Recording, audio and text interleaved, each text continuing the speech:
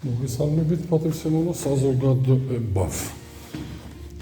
აუზის კომპლექსში არის პრობლემატიურობა.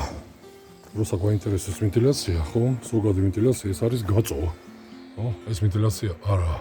ხო? როცა არის გაწოვა, უნდა იყოს შემოტანა. წინააღმდეგ შემთხვევაში, ხო? არსებობს ამისთვის ხელსაწყო, რასაც ქვია არიომეტრი და მის შესაბამისობაში ყოველს უნდა ქონდეს, ხო? პასიური თუნდაც. ამასობაში გვაქვს 0. ანუ ბუნებრივი ცირკულაცია არ ხდება. მაგიტომაც წარმოიქმნება ესეთი ტენიანობა, დამპალია შენით ყველაფერი. თუნდაც ორ მხრევში. ორ მხრევში თუ გავაკეთოთ ეგ ეწოდებული, ხო? ორ პირი, სკვაზნიაკი. მაგაც გვაქვს 0. არ ხდება. რატო არ ხდება? ვინაიდან მას შედება სიმაღლე გარდატეხა, ეს უნდა იყოს ზემოთ წერტილი. აი ეს იქნება მაშინ ბუნებრივი ვენტილაცია. ამიტომ ყოველს არსებულ სიტუაციაში დაგჭირდება. ხო? ხელოვნური ჩარევა კი ბატონო, გამოსკენ ხელოვნური ჩარევა ვინაიდან უნდა იყოს შემოსვლას გავაგება, ანუ შემოსასვლელი კანალი და შესაბამისობაში უნდა ჩამოვწიოთ კანალები ბოლო წერტილი, თუმცა მოცულობა არის რაღაც 120 მეტრები. კუბური, ესე იგი აქედან არის სვანებადობა, შემოტანის უნდა განახორციელოთ აი იქიდან. გამოსული და კანალები ჩამოუშვათ, რომ იყოს შემოსვლა და იმ შესაბამისობაში ის პატივცემულები რომ ჩაირთობა, წაიღებს მოცულობას ატრიალებს. აი ასეთი სახით. წინააღმდეგ შემთხვევაში გვექნება აი ესეთი როგორც იტყვიანაგრე, ცვალიც არა, ეს იგი წვიმაა. ამასობაში შორა ქონდეს, ამასობაში გათბობას აუცილებელია.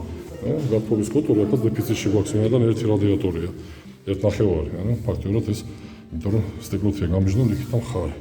ამიტომ მოწონს გავითვალისწინოთ, გათბობა აუცილებელია. აი აქ კიდე დავამატებდი მე. ანუ რადიატორებს გავზდიდით, ხო, რომ მივიღოთ სითბო. სითბოს გარდატეხა ვენტილაციას ბილავი პროპორციულად გვექნება დამოკიდებული.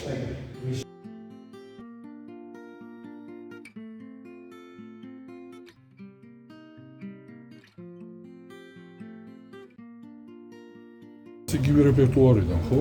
ანუ თვითონ როცა შემოდიხარ და საფხობის მე არავის არ ვაკნიებ, არავის აუყურებთ აი ეს პოჩებს, ხო?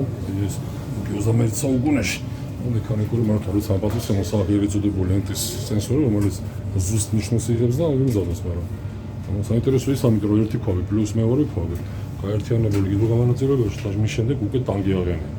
ანუ ეს თქვენს ენაზე ნიშნავს იმას, რომ ეს პატივცემული მაინც შემოატრიალებს, ვინაიდან მის წარმატება არის რაღაც 6.7 ტონა კუბი, ანუ აქედან ჭედება მას 7 ტონა, ეს იგი შესაბამისად აქედანაც აიღებს.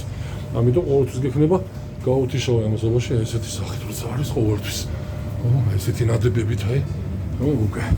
არის ვინაიდან ხარვეზობა, ანუ ერთი ქვავი უშუალოდ დამოკიდებული არის როგორც მიხრი ატაკის გათბობაზე ასეა, 1+1 გაერთიანებული არის, ეს ერთ კონტურიაში გაერთიანებული არის ბოილერს და ამასობაში ეს რა თქმა უნდა დაზაგრუშკებულია, ვინაიდან ალტერნატივა ესე იგი არ გჭირდება, ხო? ვინაიდან რაღაცა რომ დაუშვათ ამ ქვას დავშით. ხელიწის გარეშე, ვინაიდან ეს გაუქმებულია. რატომ არა იგივე რად გაერთიანებული? არ ვიცით. ეს არის ტანკი. ტანკი ტრიალებსთან მოდიმე, ხო? მესამე სიჩქარეზე. შუა სიჩქარეზე კი ბატონო თუნდაც 6.7 ტონა, 7 ტონა. და აქ პატივცემული მოგცემს მაქსიმუმს, ანუ აქედან მოვა 2 ტონა, აქ ვიღებ 7 ტონას. როლ მათემატიკაა, საიდან აიღებს დამატებით 5 ტონას, აი აქედან მაგიტომ გვექნება ყოველთვის აი ამას ქვია შერევა ამ შემთხვევაში. ყოველთვის მოგვიწევს ტემპერატურის მაქსიმალურად აწევა 60-65. ასე შემდეგ დაბალ ტემპერატურას ვერაფერს ვერ გავხდებით. 3 ქვაბით სისტემა, ხო, მინიმუმ არ უნდა იყოს აი ესეთი სახით დაწყობილი.